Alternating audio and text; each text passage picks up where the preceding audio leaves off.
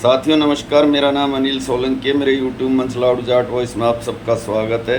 दोस्तों, आज फिर से बात करते हैं हमारे देश के पूर्व उपराष्ट्रपति जगदीप धनखड़ जी की। जगदीप धनखड़ जी के बारे में अनेकों थ्योरियाँ अलग अलग यूट्यूब मंच पर दी जा रही हैं, सोशल मीडिया पे तथा प्रिंट मीडिया में तथा मेन स्ट्रीम मीडिया में। कोई एक कारण बता रहा है, कोई दूसरा कारण बता रहा है, तो कोई तीसरा कारण बता रहा है। लेकिन असली बात यह है कि उपराष्ट्रपति का एक पद है जो संविधान ने हमारे देश को दिया है, और वो दूसरा सबसे बड़ा पद है हमारे देश के अंदर। राष्ट्रपति के बाद उपराष्ट्रपति का पद आता है। उस पद की एक गरिमा है। असली बात यह है कि हमारे देश के अंदर डेमोक्रेसी बचेगी या तानाशाही आएगी। हमारे देश के अंदर हमारे देश के प्रधानमंत्री को ये कोई अधिकार नहीं है कि वो अपने से बड़े पद वाले उपराष्ट्रपति से इस्तीफा मांग लें। उपराष्ट्रपति को उसके पद से हटाने का एक तरीका है जो संविधान में दिया गया है। इम्पीचमेंट मोशन ला के राष्ट्रपति और उपराष्ट्रपति को हटाया जा सकता है। लेकिन जिस ढंग से जगदीप धनखड़ जी को हटाया गया, ऐसे तो गुड़गांव के कॉल सेंटर में काम करने वाले किसी बच्चे को भी नहीं हटाया जाता। तो इस देश को सच्चाई का पता होना चाहिए, और ये सच्चाई जगदीप धनखड़ के अलावा और कोई भी इस देश को नहीं बता सकता। जगदीप धनखड़ जी अब पद से मुक्त हो चुके हैं। उनको हिम्मत करके देश को सच्चाई बतानी चाहिए। उनको सरकार से बिल्कुल भी डरना नहीं चाहिए। कुछ लोग ये बात कह रहे हैं कि कल शाम को 8:30 बजे जगदीप धनखड़ जी के पास भारतीय जनता पार्टी के एक बड़े नेता का फ़ोन आया। उन्होंने जगदीप धनखड़ जी को धमकाया कि या तो आप पद से इस्तीफ़ा दे दीजिए, नहीं तो हम आपको बेइज्जत करके इस पद से हटाएंगे। अगर उनके अंदर हिम्मत होती, रीढ़ की हड्डी होती, तो वो भाजपा की इस धमकी से नहीं डरते और बोलते कि जो आपको करना हो कर लीजिए।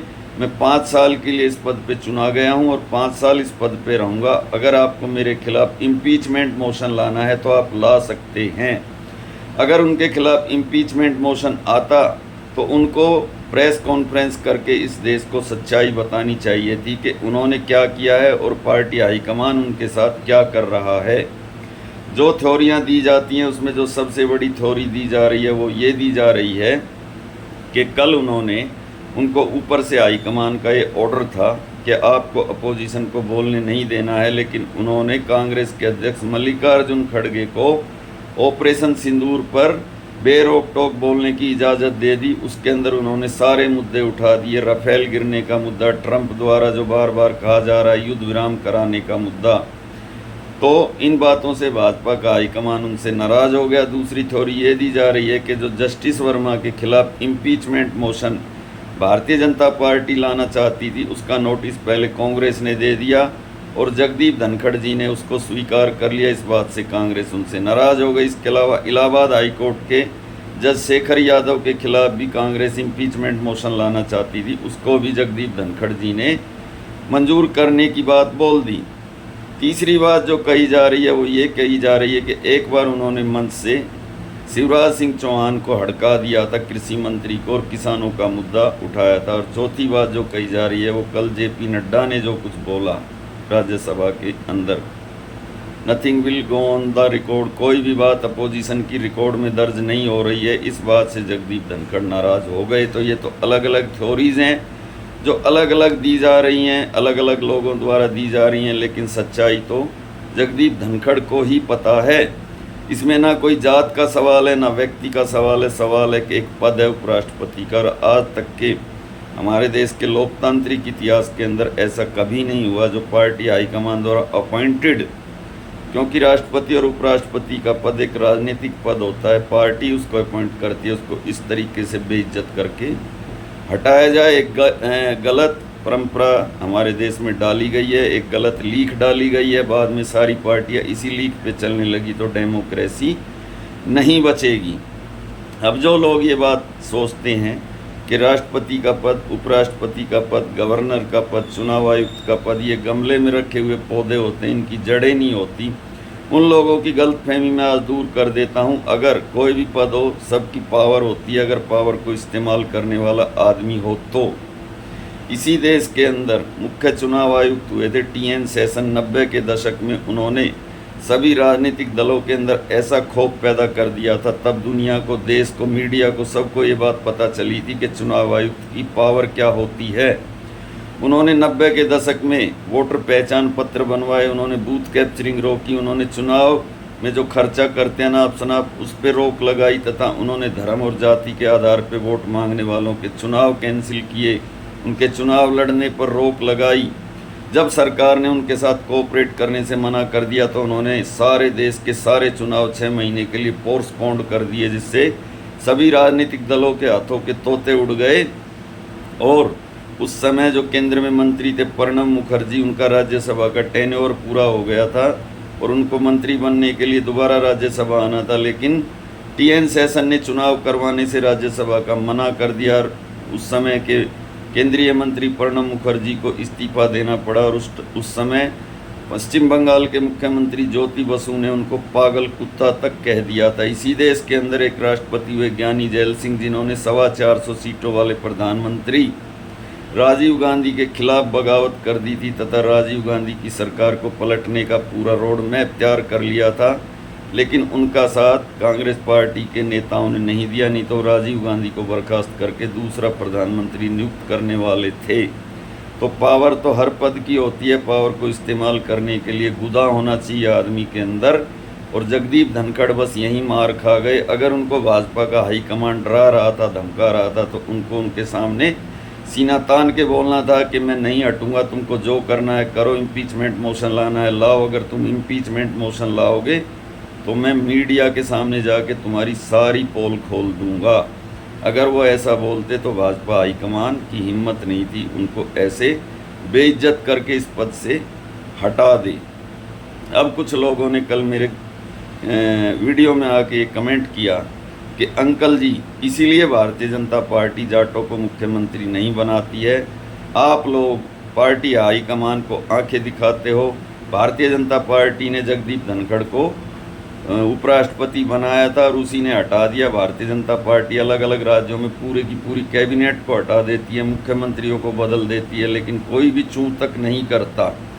उस भाई को मैं संवैधानिक स्थिति बता देता हूं कि हमारे देश का संविधान क्या कहता है। एक तो मुख्यमंत्री को नियुक्त करने और हटाने में, और एक उपराष्ट्रपति को नियुक्त करने और हटाने, दोनों चीज़ें बराबर नहीं है। मुख्यमंत्री को हाईकमान नियुक्त करता है और हटा भी देता है, वो उनका पार्टी का मामला होता है, लेकिन उपराष्ट्रपति का पद किसी पार्टी का पद नहीं होता। उसको नियुक्त जरूर राजनीतिक दल करता है, लेकिन ऐसे नहीं हटाया जा सकता जैसे कि मुख्यमंत्री को हटाया जाता है। और अगर संवैधानिक स्थिति की बात करें तो इस देश के अंदर पार्टी हाईकमान को ना तो मुख्यमंत्री नियुक्त करने की इजाज़त है और ना ही उसको हटाने की इजाज़त है। हमारे देश का संविधान ये कहता है कि मुख्यमंत्री वो बनता है जिसको विधायकों का समर्थन प्राप्त हो, और मुख्यमंत्री पद से वो हटता है जिसको विधायकों का समर्थन अचानक से ना रहे। ये अलग बात है, हमारे देश में संविधान को मानता कौन है। जब कोई मुख्यमंत्री बनता है तो विधायकों से पूछा तक नहीं जाता तथा हाईकमान मुख्यमंत्री को थोपता है, और अगर किसी मुख्यमंत्री को विधायकों का समर्थन प्राप्त है उसके बावजूद भी हाईकमान उसको हटा देता है। तो ये तो बात हुई संवैधानिक स्थिति की। अब मैं बात करता हूँ हमारे देश के अंदर कुछ ऐसे मजबूत रीढ़ वाले नेताओं की जिन्होंने हाईकमान के दबदबे को नहीं माना, उससे नहीं डरे। उसमें एक नाम तो सतपाल मलिक का लिया जा सकता है। जो हालात आज जगदीप धनखड़ के साथ बने, जिस ढंग से उनको निकाला गया, ये हालात सतपाल मलिक के सामने भी आए थे। सतपाल मलिक को सबसे पहले बिहार का राज्यपाल बनाया गया था, फिर उनको जम्मू कश्मीर के अंदर भेजा गया धारा 370 हटाने के लिए। वहाँ उन्होंने भ्रष्टाचार का विरोध करके प्रधानमंत्री को ये बात बताई। उनका वहाँ से ट्रांसफ़र गोवा में किया गया, गोवा से मेघालय में किया गया, लेकिन पूरे 5 साल भाजपा की हिम्मत नहीं पड़ी उनको उनके पद से हटा दे। दूसरे ऐसे ऐसे नेता हैं भारतीय जनता पार्टी में सुब्रमण्यम स्वामी, जो रोज़ नरेंद्र मोदी जी, अमित शाह जी के बारे में मीडिया के सामने बयान देते हैं, इंटरव्यू देते हैं, और ऐसे ऐसे इंटरव्यू देते हैं कि सुनने वालों के कान के पर्दे हिल जाएं। वो इस देश की वित्त मंत्री निर्मला सीतारमण के बारे में क्या बोलते हैं, वो स्मृति ईरानी और कंगना रानावत के बारे में क्या बोलते हैं, खुद नरेंद्र मोदी जी के बारे में क्या बोलते हैं, और ये चैलेंज दे के बोलते हैं कि अगर इनमें हिम्मत है तो मेरे को पार्टी से बाहर निकाले, अगर ये निकालेंगे तो मैं अदालत में जाऊंगा। तो भारतीय जनता पार्टी जब सुब्रमण्यम स्वामी को पार्टी से निकालने की हिम्मत नहीं कर सकती, तो जगदीप धनखड़ को उपराष्ट्रपति के पद से हटाने की उनकी हिम्मत कैसे पड़ सकती थी।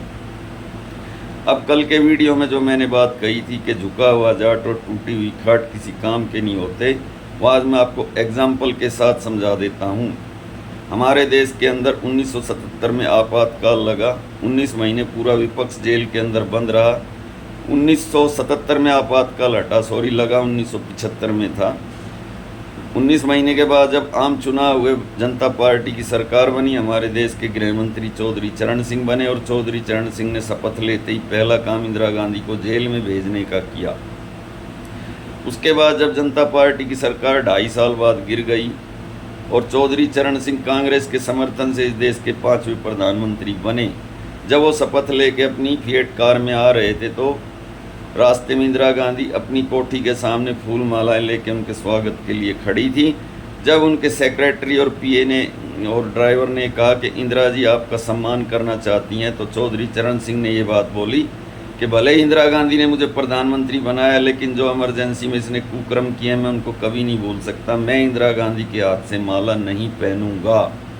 और उन्होंने इंदिरा गांधी के सामने अपनी गाड़ी रोकने से मना कर दिया। इसका नतीजा ये हुआ, इंदिरा गांधी ने 15 दिन के अंदर ही उनसे समर्थन वापस ले लिया, उनकी सरकार गिरा दी। लेकिन वो एक रीढ़ वाले नेता थे, वो झुके हुए जाट नहीं थे, वो सीधे खड़े हुए तने हुए जाट थे। इसलिए इतिहास में आज भी उनको लोग याद करते हैं। अगर जगदीप धनखड़ भी अब भी जो कुछ हुआ सो हुआ, अब भी मीडिया को सच्चाई बताएं कि उनके साथ क्या हुआ है, उनकी गलती क्या थी, उन्होंने किया क्या था जिसकी सज़ा उनको मिली है, तो आज भी समाज के अंदर उनकी इज्जत दोबारा से वापस आ सकती है। लेकिन उनको इस देश को सच्चाई बतानी चाहिए, क्योंकि ये मामला खाली जगदीप धनखड़ का नहीं है, ये मामला एक संवैधानिक पद पर बैठे हुए व्यक्ति का है।